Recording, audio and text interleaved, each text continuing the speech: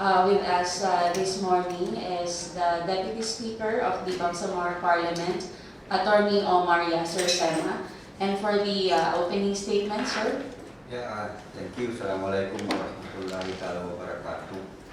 We thank our friends and colleagues in the media for gracing us in this press conference upon invitation of the Parliament's Media Relations Office. And on behalf of the Speaker of the Parliament, Attorney Ali Pangalian Galindo, and my colleagues also in the BTA, we welcome you here. We thank you for your time, for giving us this opportunity to somehow talk and bring about information on the current status, of course, of the transition period and in the ongoing celebration of the third founding anniversary of the Bangsamoro Autonomous Region. Thank you, DS. For the questions, just state your name and your entity po. For the first question, Sir National Lana of... Okay, thank you very much, ma'am. I have asked some questions. Okay. Anyway, to continue what I was asking Deputy Speaker Omar Sema is how many percent would be supplementary budget? And then he said it's between 14 to 20 B. What's the figure in the annual budget of the Parliament? Right now, the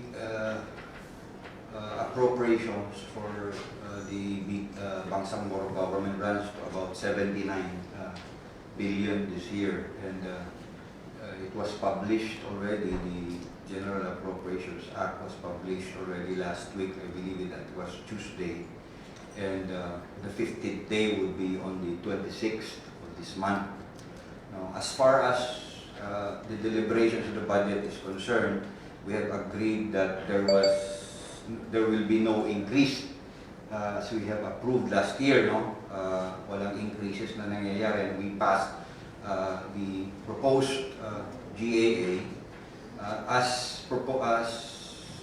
a proposed Bangsamoro expenditure program, except of course for the budget of the Arul Ifta as provided for in the Bangsamoro Act, Autonomy Act number 20, wherein they will have a 10 million initial funding. We also funded some programs of the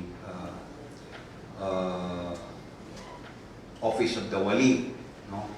Because we took into consideration that while the Wali is a ceremonial officer only, leader of the Bangsamoro, it is an office of the leader of the Bangsamoro which should have, of which its status should be elevated. So we provided around another 10 million for his residence, no?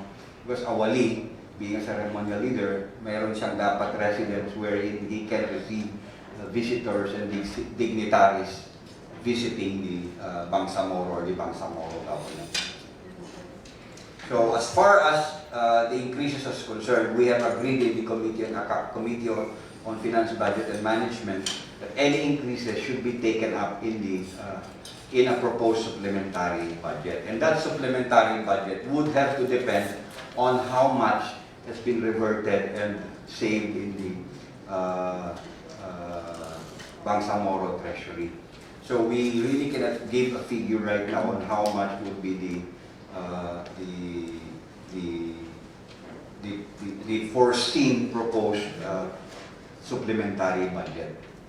Pwede to say that may mga unused and returned funds to it. Yeah, there were unused and returned funds to the Bangsamoro Treasury. Karamihan mga funding for personal services and MOOE which have not been used in the last 2 years. No? Except MOO is attached to programs. They will still continue, and because they are needed in the extended budget of 2020 and 2021. One more question, sir. Can those funds be realigned for other purposes, sir? Yes, the moment they have been reverted, to the treasury, they can be reappropriated for other purposes, provided that programs have not been those funds allocated that were not abandoned. No? Because if they were abandoned, they cannot be programmed for the same program in the next 2 or 3 years. I believe that's 2 years. Next question. Just state your name po and your entity. Dayawan po.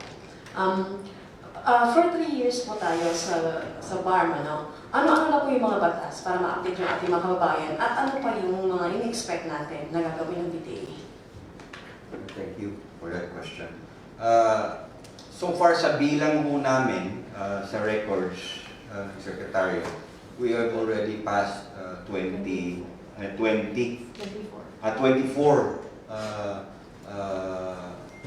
legislations. No? Among them, of course, yung 3 priority codes that are included in our mandate. No? First is the administrative code, second is the education code, and third is the Bangsamoro Civil Service Code. There are other laws that are relevant to the Bangsamoro. Among them, yung human rights, the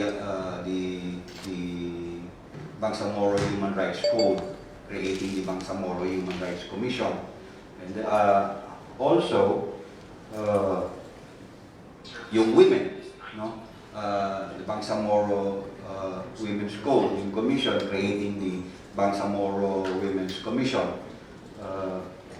Ako naman ang talagang na-carry ko dito na legislation is yung Bangsamoro Dual Calendar Act of 2021.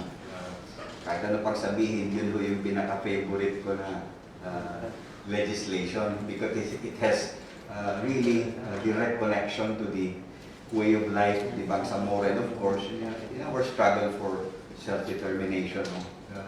We have mandated that the use of the Hijra and Gregorian calendar will be mandatory, and of course, we have also imposed that the use of the Hijra calendar in the writing of the dates in any information, in any communication or letter, mauuna palagi yung Hijra calendar ahead of the Gregorian calendar. Also, on the part of the MNLF, we have, as a group, as a group in the BTA, we have pushed for legislations on labor and protection of OFWs.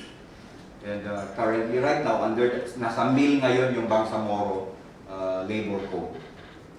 And there are other pieces of legislation that are vital to the operations of the Bangsamoro government. But relevant to the current pandemic, we have passed a legislation on the purchase of additional oxygen tanks.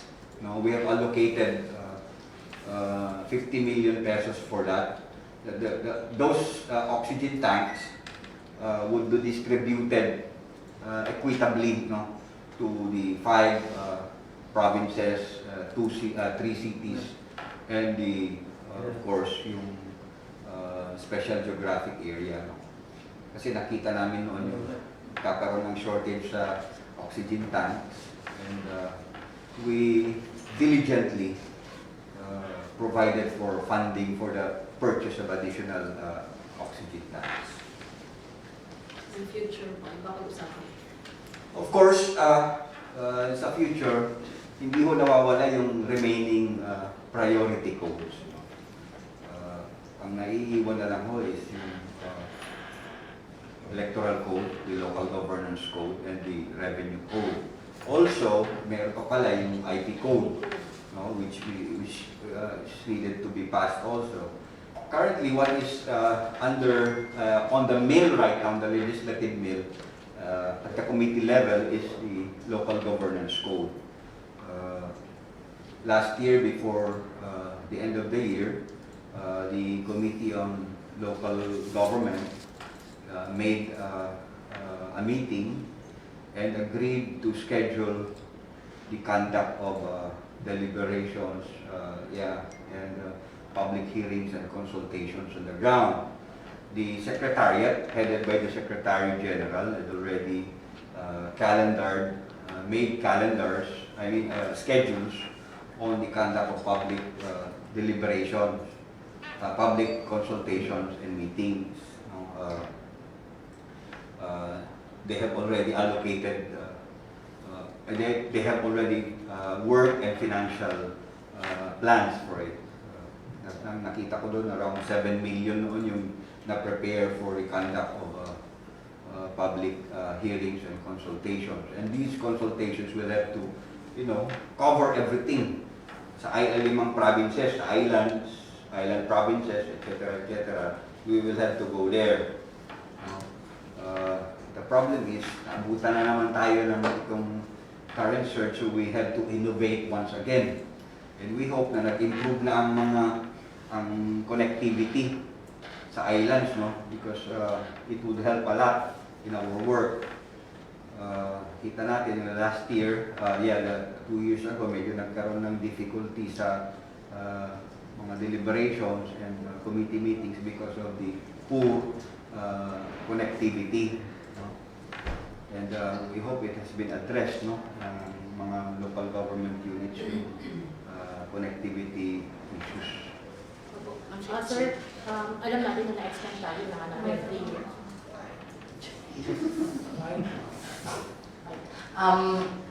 Alam natin na na-extend tayo na hanggang 3 more years. Ito ay sasapat ba para maisabatas natin lahat, lalo pa mayroon pa tayong 3 remaining priority legislations?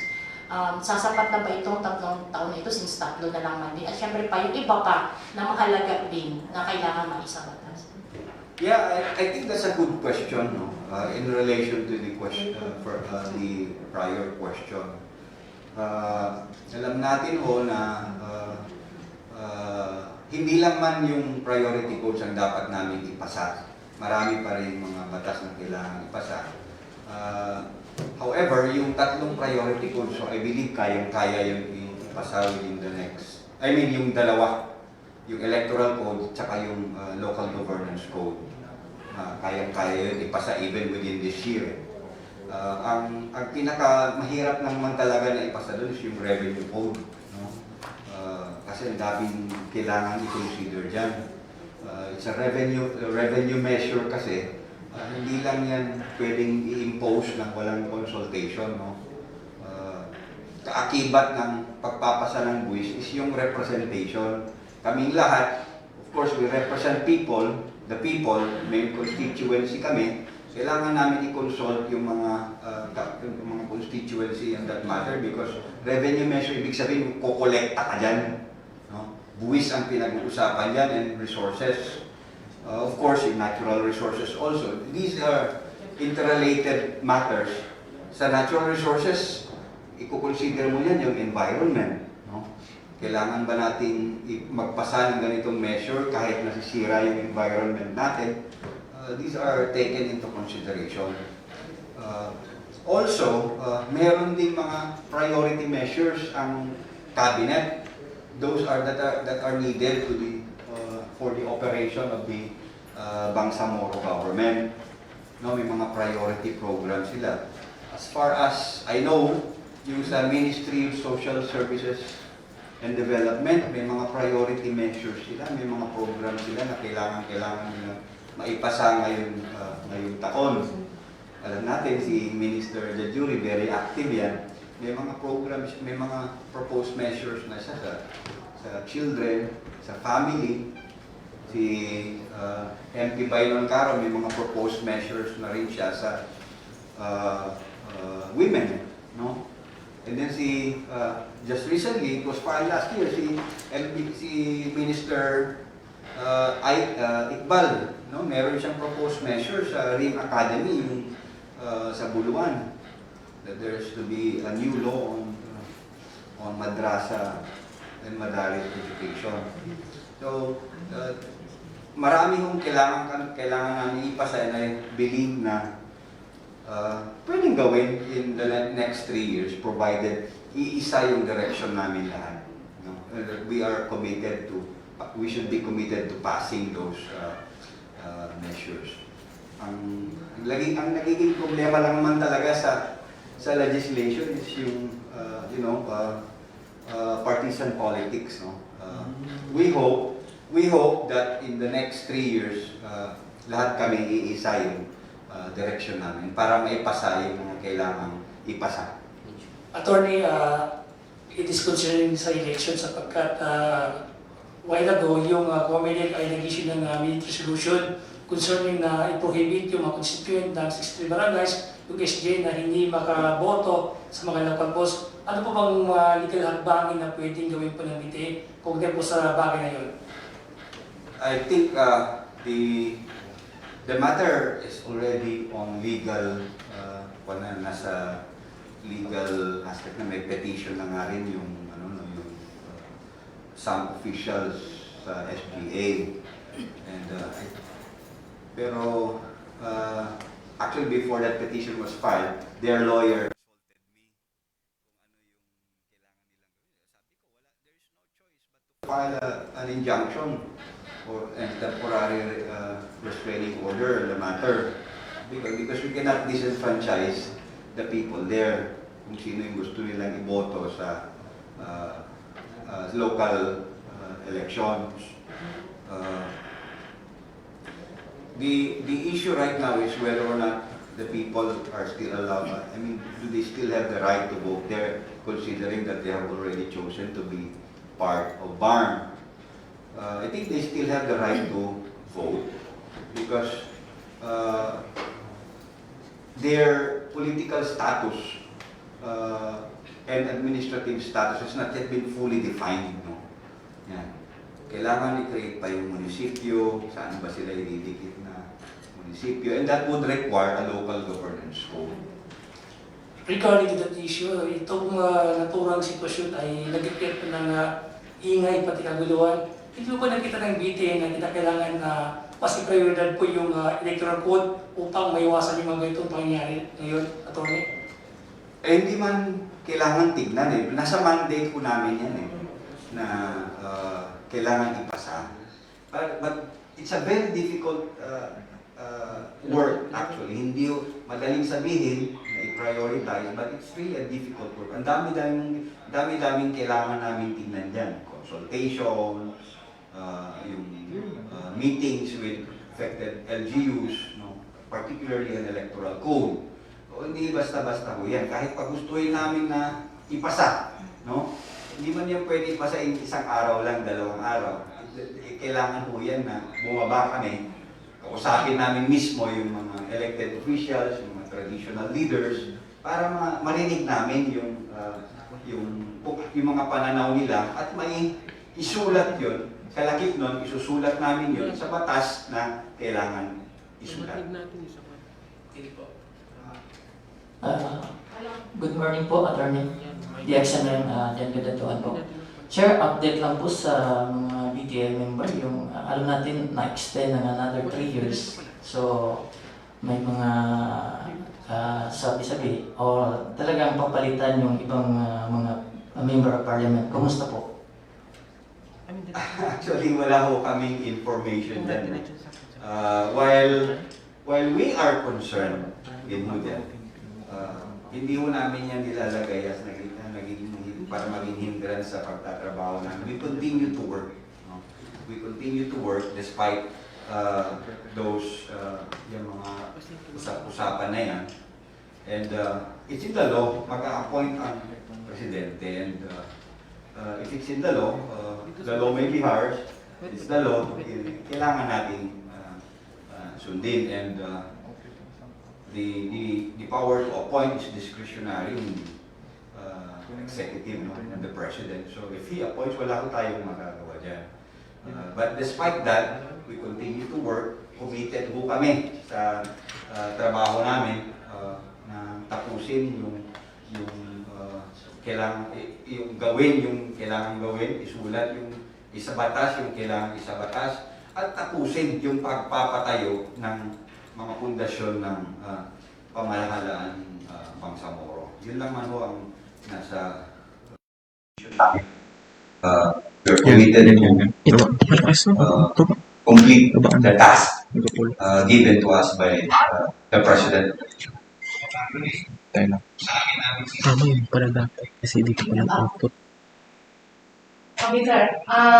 Follow-up lang doon sa questionnaire at saan mo level na po ba tayo doon sa remaining priority goals natin?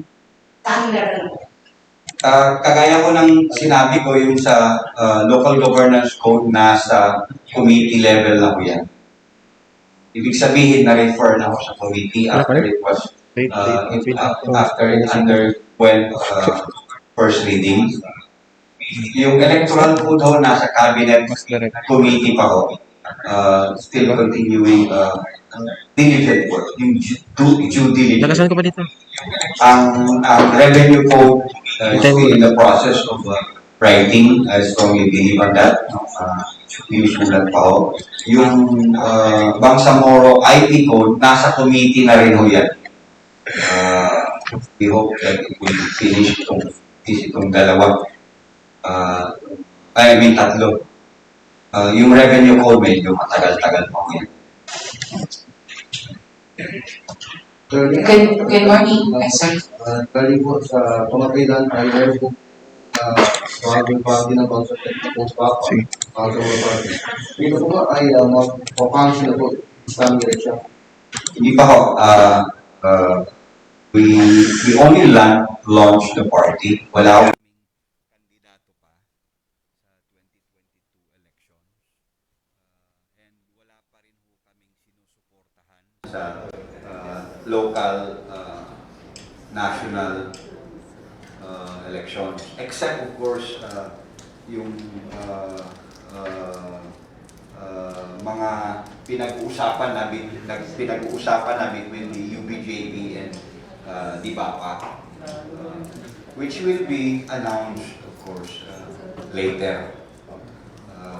But definitely wala pa ho kaming, as a party, wala pa kaming sinusuportahan sa national level. Thank you. Good morning, Attorney Omar. Yes. Ano na po yung status ng MILF combatants natin for the past 3 years? Since ito yung naging major basis, why there is a need for the extension of the Bangsamoro Transition Authority? Anong antas na po yung mga naibigay sa mga MILF combatants? If you have an update. That's a matter in the peace process kasi, no? Yung sa GPH, MILF peace process. But from time to time, we are being informed also, either intentionally or intentionally, nai-inform kami through social media kung ano yung mga latest na nangyayari. And in the last 2 years, hindi ho kami nagde-delve doon sa process na yan because it's a separate table actually na kailangan may nakafocus na mga tao dyan, especially from the government of the day. No? But we believe na it is moving forward yung process na yan sa mga combatants. Just recently, I saw a post na natapos yung may nagtapos sa training, technical TechVoc training yun, no? So yun. Also, in the budget deliberation, there was supposed to be a 124 million pesos TechVoc fund under the MHTE. But since we agreed na any increases in the GAA will have to be taken in a supplementary budget, we deem it that appropriation would be included therein. Hindi dito sa what was approved in the General Appropriations Act. So that would be for combatants na sa training nila. Hindi lang MILF yun, MNLF din yun, kasali na rin po doon. Right now, the discussion is, I believe, with the MILF and the GPH. Also pala, before I forget, we also extended a funding for these combatants, no, which were funded in the 2020 and the 2021 budget. Hindi na-implement completely because of the pandemic. So we deemed it that program, that funding would be extended. Kasali siya dito sa extension bill na napasa last year. How much po yun? Wala akong clear figure dun, but it's supposed to be for 10,000 combatants. Kasali na ho doon yung yung lahat, all-encompassing na yung funding na yun for education, housing, social services, nandun na ho. I think that's around about 4 billion pesos yata yung, if I remember right, and that was one of the reasons na kailangan mag-extend actually ng budget yung 2020 and 2021 GA.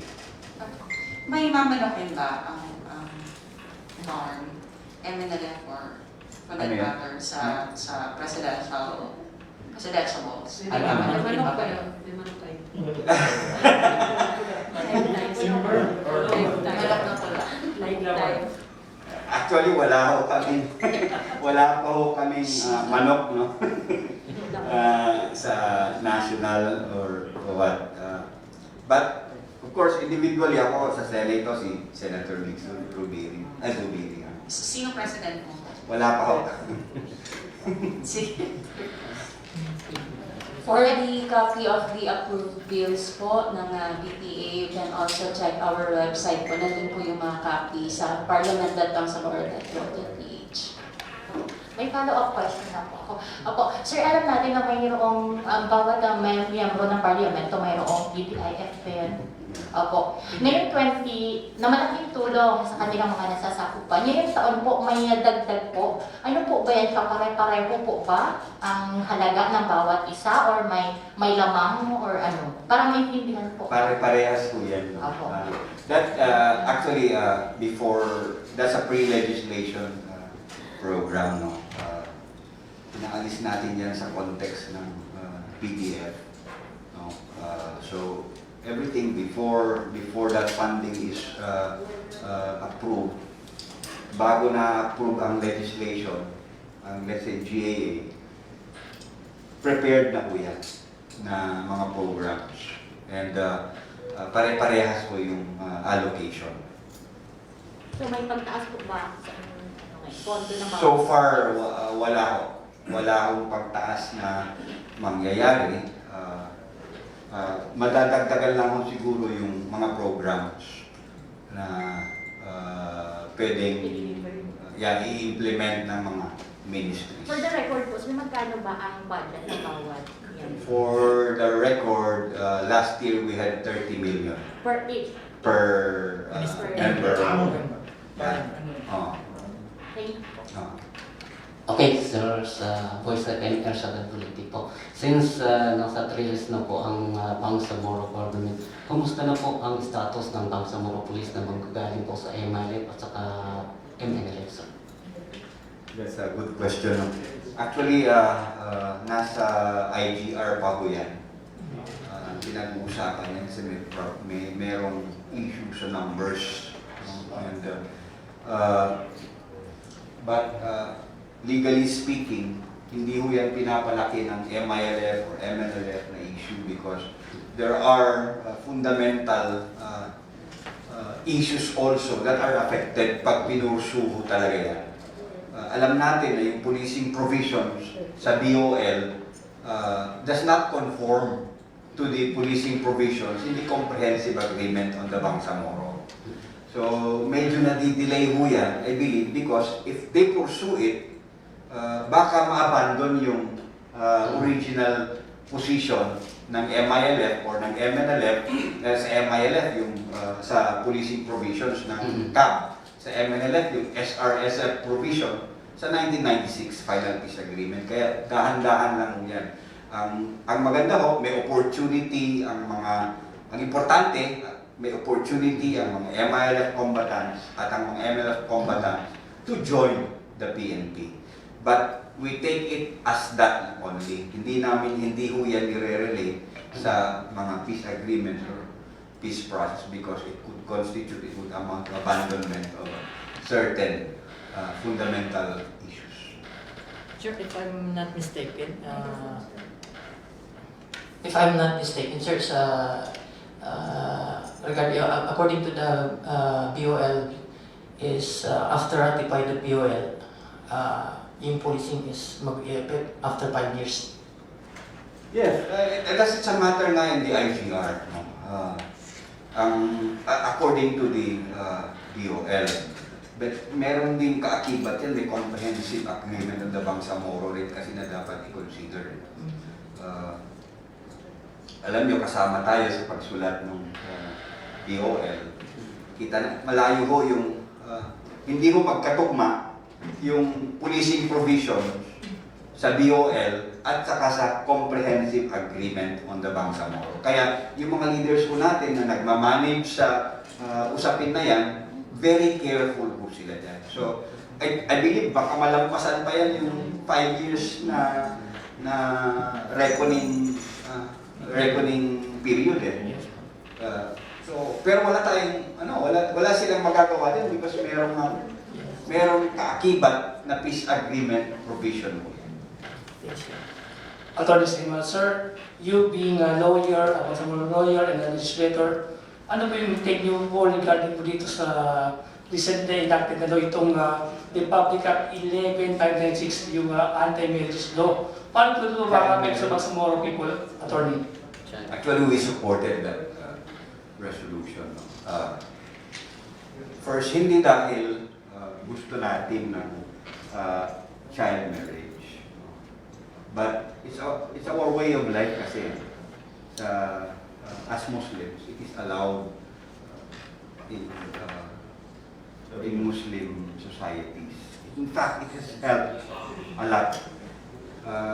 Makita natin karamihan, mababa ang rape incidence sa di ba? Sa Muslim society. Yeah, in Lanao del Sur alone, nami-minimize ang grido because of that. Also, nami-minimize din niya yung nasabing premarital marriage. So those are the good things we are seeing. Yeah, and prostitution na minimize din.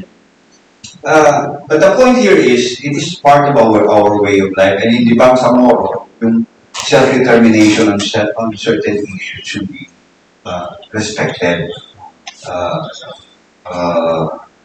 However, yung pagkakapasa ng batas na yan, nandyan na yan, pero I think there should be a dialogue, further dialogue between the Bangsamoro government and the national government. However, meron din ho tayong sinasabi na IGR body that deals with these kinds of situations, maybe Bangsamoro Parliament, Philippine Congress Forum.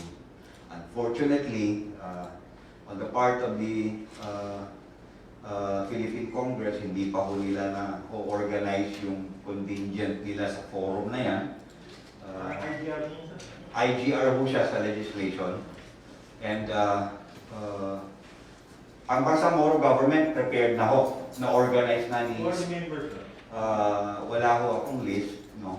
But it's of course headed by the Speaker of the Parliament. And as officer also of the Parliament, I am a member of the IGR body. There are more than 10 of us. more than 10 of us. Kasama na yung secretariat niya dyan. And that should be the body that would have discussed that, no? Para hindi basta-basta na ipasa. But, alam niyo, hindi natin kontrolado ang sitwasyon eh. Pero wala namang violation. Actually, meron na violation yan sa self-determination eh. Yan. May violation na ho yan if we look at a different perspective, may violation na ho yan. But then, Congress has plenary powers. They can pass any measure that they see as appropriate for the general welfare of the state, the people. Si Juan, nagre-raise ng kamay si Ano. Isa sabi. Ako muna. Morning. Sabi po, DXMS Radyo Bida. Sir, ano daw kung natanong na to, or siguro follow-up na lang din doon sa issue ng 63 barangays na hindi papayagan na bumoto for local candidates. No? Sabi kasi nila, biglaan, wala man ng consultation. Now, my question is, ano ba yung mga procedure bago magpalabas ng ganito mga guidelines? Kung ito ba ay guidelines? I think that's the power of the COMELEC, no? Sa quasi-legislative and administrative powers nila. They have the powers to allocate resources and determine the conduct of the elections. Nasa powers nila yan. But then again, very untimely nga, no? And there was also, I believe, no consultation with the Bangsamoro government first, no? Because sa atin napunta yung ang tawag nito, yung burden. Sa amin napunta yung burden. And of course, in the conduct of the election, dito na rin sila mabibilang sa amin. Sa pagbilang ng national votes, no? But then again, nung kasing lumabas ng plebiscite, very late yung pag-turnover, no? Ibig sabihin na delay ho yung pagputol sa political and administrative connections nila with first with the local government unit and then the provincial government where they are situated. And that should have been given consideration also na hindi pa technically napuputol yung political relationship nila. They are still within the province of North Cotabato, within the municipalities they are, within the same municipalities, kasi nga hindi pa ho nag-create yung local governance code that would determine their characteristic, whether they are new LGUs or will they be linked to Maguindanao or to a new province. Hindi pa ho yan nadidetermine. And of course, currently, they will be disenfranchised. Valid ba yung reason nila na wala pa namang electoral code?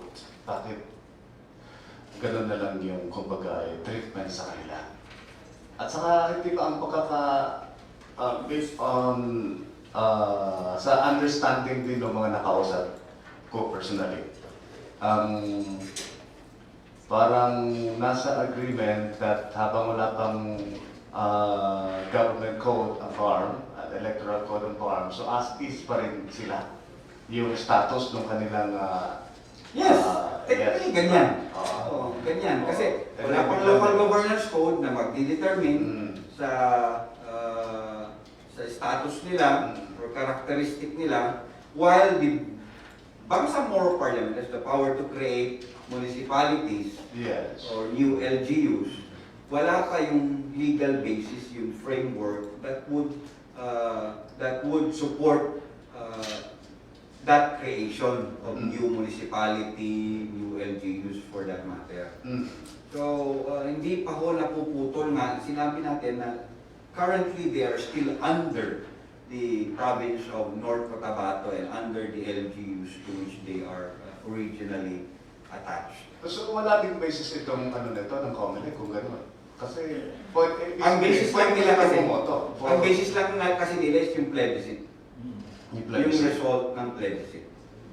That they joined the BARMM. Yun lang. Pero yung botohan, walang, kumbaga, nasa prerogative ng Comelec na sila ito bobotohin for local candidates or prerogative din po ba ng Comelec? Ganun din. They have the prerogative to determine the conduct of election. Yeah. Pero pwedeng i-appeal ito. Pwede hong currently may petition ako Okay. for injunction and temporary restraining order.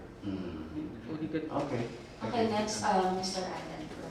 Yes, hello, sir. Alan from PIA. Now my question is not related to sa SGA na concern, and this is about sa budget ng education. I observed na the past few years, talagang mataas yung budget ng education. And I see na supported ito ng BTA. Now, gusto ko lang parang maklaro na ano yung problem na ina-address, bakit ganun kalaki yung budget ng education, and for 2022 saan ibubuhos yung, kasi pinakamalaki din yung sa education. First and foremost po, nasa BOLO that the Bangsamoro government shall give priority to education, health, and social services. Malaki na ho yung, actually originally, malaki na ho yung budget sa education in the autonomous region even before the BARMM was created. Kasi nga tayo na ho ang nagsusweldo sa mga teachers, lalo na ngayon lumaki dahil pumasok ang Cotabato, nasali natin ang Cotabato City at ang SGA. So definitely from the original na dati nang malaki, lalo pang lumaki yung budget sa education. And it's not really a matter of BOL provisions, but of course, alam natin na in the search for peace and in the establishment of permanent peace in the region, education is an indispensable matter, no, sa pagkuha natin ng kapayapaan. So we are putting so much, but technically so little, no? Kung titingnan natin on education, because gusto nga natin na yung constituent natin, they are learned, they are educated, para naman maging competitive sila sa kahit within the region lang, no? Yun. So that's it. Okay, sir. Thank you. Igual. Kanina pa Good morning, attorney. Si Dennis. Kababayan ng Mrs. Mila, si Kiho. Dennis Tapad, sir. Then, ito na ni Daisy. I-click ko na sana, sir. Bukod kasi sa mga batas na ipinapasa po sa BARMM government na pinagkakabalahan nga ng mga MP, yung kabila rin po sa mga project nila ay hindi niyo po, sir, TDI up, sir, no? Yes. And then for the past 3 years, ano po ba yung mga proyekto, sir, para mas malaman po ng publiko? And then, meron po bang mga aasahan pa these coming years from the MPs? No? Thank you po, sir. Of course, alam nyo yung TDIF, that's an initiative of the BTA actually. Na alam natin ang trabaho ng members of the BTAs, karamihan legislation, and yung to establish the Bangsamoro government from transition from ARM to BARMM. So, technically, dapat kung mag-transition, dapat maramdaman ng taong bayan na may nagbabago. No? May nagbabago. Hindi lang yung governance, di ba? Yung aspect, socio-political, economic aspect ng buhay ng Bangsamoro. So within it na ang mga ministries mag-prepare ng programs on that matter and then allow the members of the parliament to choose from a menu na pwede niyang i-pasok, i-suggest to implement for their constituencies. No?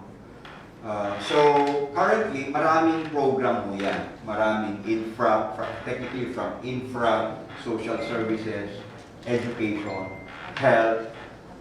Yun yung mga basic na needs ng mga kababayan natin. So may mga menu sa, of course, meron din sa peace building. No? Meron din sa support to local government. Yeah. So everything is being implemented by the ministries. Sila lahat, bidding, lahat sa kanila na ho yan. Wala na ho, ang participation lang ng member of the parliament is to suggest where to put those programs. Now, on my part, karamihan sa mga programs ko nasa education and social services. Meron akong konting infra because alam niyo, hindi ako naniniwala na infra makakapagpabago sa buhay ng tao eh.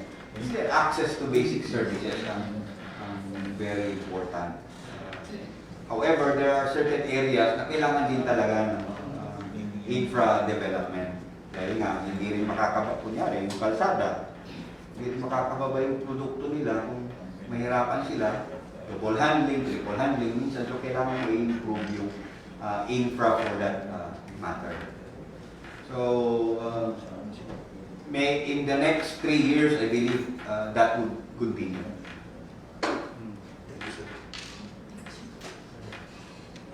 Assalamualaikum, Chairman Nur ng Brigada News Cotabato. Sir, ilan sa mga proyekto ho ng BARMM ay itong mga pabahay, mga housing, pero di ko lang alam kung dumating na sa inyo itong mga ilang reklamo na mahigit 1 taon na nakatiwangwang.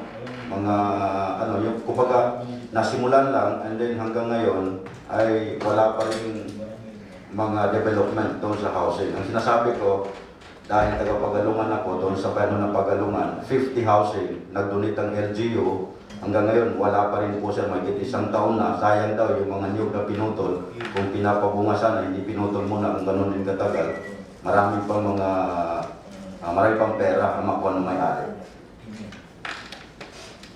And we saw that as a problem during the deliberations of budget. Kaya nga naging mahigpit kami sa ibang ministries talagang. We went deep on their implementation of certain programs. No? And we demanded na they utilize their funds well. However, naging issue pa rin mo talaga kasi one is yung hiring ng employees. No? Marami pa hong hindi na hire na employees. And we believe this year makukumpleto na ho yan yung mga needed personnel. Also, naging problema pa rin ho yung pandemic. No? Also, may process failures din kung minsan. For instance, may failures sa bidding, no? Nakita rin yan na problema. So, we demanded that this year, they would improve their processes. Now, as far as yung mga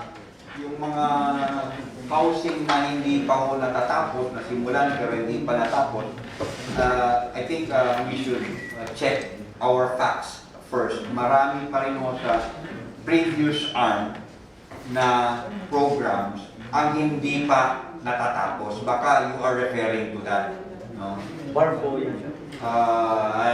Maybe, kung BARMM yan, we will have to look at it also. Pero sinasabi natin na karamihan sa reason na hindi pa na, kadalasan na sinasabi ng mga housing implementors, ang problema is sa process and sa personnel. So, but technically, mas marami pa rin ho ang nakapending na mga ARM programs na hindi pa na-implement. Baka nare-relate nyo lang yan sa BARMM kasi BARMM na ang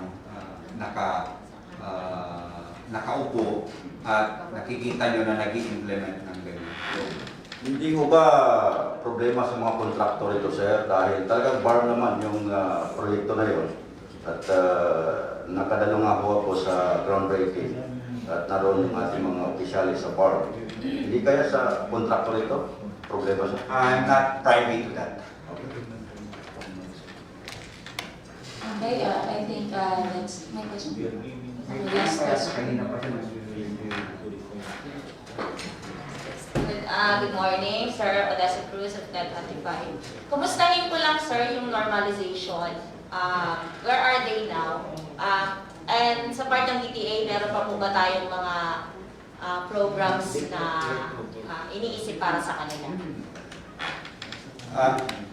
As far as the process is concerned, kulang ho yung information ko sa normalization. But I was looking at some reports coming from the Bangsamoro Information Office that the third phase of the normalization, yung sa decommissioning is upcoming, it's upcoming already, and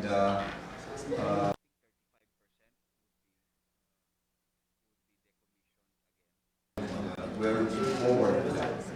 As far as the BT is concerned, marami yung mga pending legislation na may mga legislations na na-introduce po na as far as normalization is concerned. May mga bills for the combatant, for their families, etc.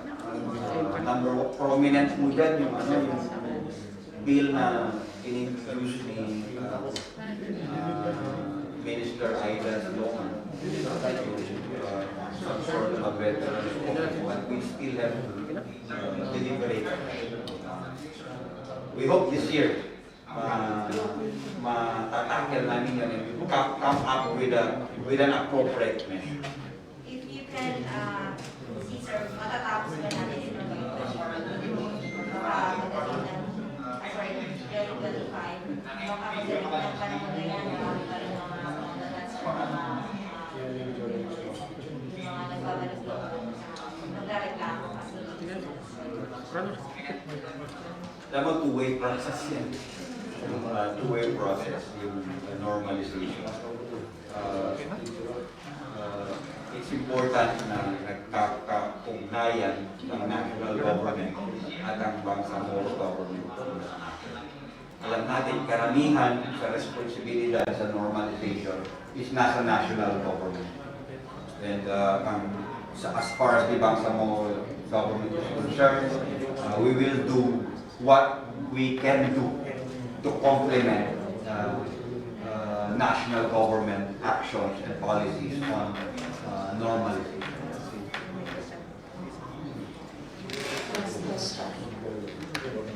Sir, Assalamualaikum. Para po, Brigada Sir. Alam natin na ang MNLF at MINF ay nagkaisang kaugnay na pagsusulong ng kapayapaan dito sa ating isla. Kumakalan po ay inilunsad yung Bangsamoro Party ng Moro National Liberation Front. Hindi ba kaya magkakaroon ng hindi naman siguro masasabi natin na hindi pagkakaunawaan, yung Bangsamoro Party sa kasalukuyang partido ng MILF ang UPG? I don't think so. Actually, mas bago pa nangyayari ang pag-organize ng mga parties. Alam mo natin na meron naman working relationship ang MNL at MIS. Where first, nasa armed struggle pa.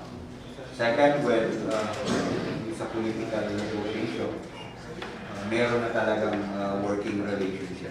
In fact, ang MILF at MNLF merong tinatawag na Bangsamoro Coordinating Forum. Yan. composed of MILF, MNLF, and even multi-sectoral yun na mechanism under the auspices of the Organization of Islamic Cooperation. So, bago pa nag-organize ng political party, meron ng working alliance. Lalong-lalo na, na-organize na yung political parties. And it is safe to declare na meron ng actually constructive coalition ang MILF at MNLF. And they are geared towards participating in the first Bangsamoro parliamentary election. Nonetheless, ang BAPA, wala pa hong local candidate na sinusuportahan as there is still no declaration. Pero meron na ho kaming nakikita na kailangan suportahan ng mga local candidates. But as far as the national elections is concerned, wala pa ho rin kaming minamanok.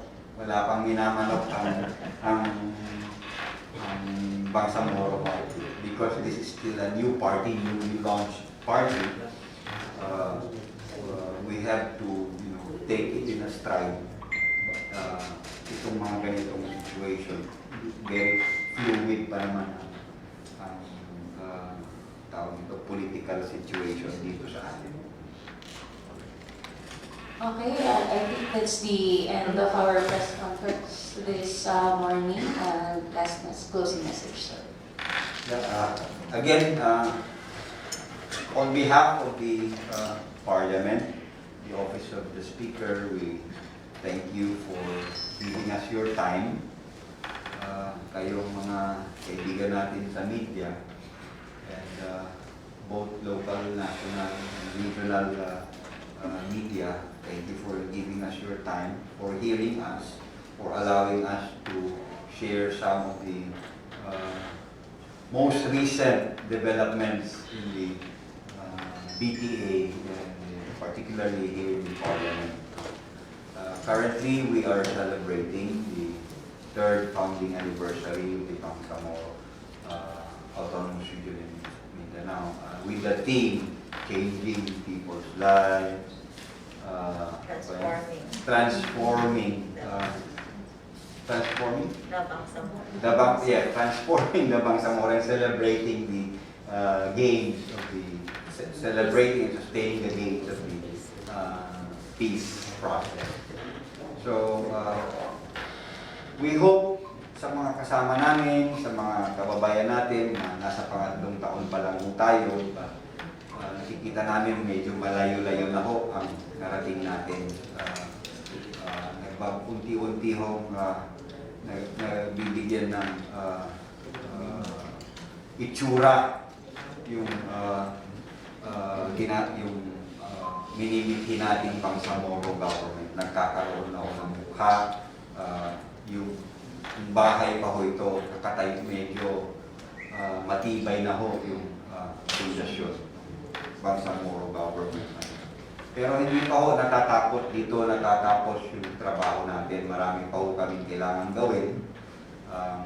Pinadalangin lang ho namin is pagpatuloy ho ninyo yung pagsusuporta sa amin, sa trabaho namin, para magkaroon naman ho ng inspirasyon yung mga leaders natin na nagpapakahirap, napapagod na, nagpapakahirap para lang maabot natin yung minimithi nating tagumpay. Ganun lang ho. Maraming salamat. Assalamualaikum warahmatullahi wabarakatuh. Thank you very much po.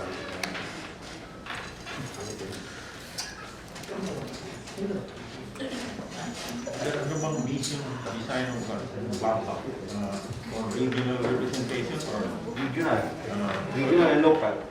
Or if you go part of wala pang party list. Tulungan pa. Gawa pa tayo ng marginalized. Pero at Ubapa, walang bisyo na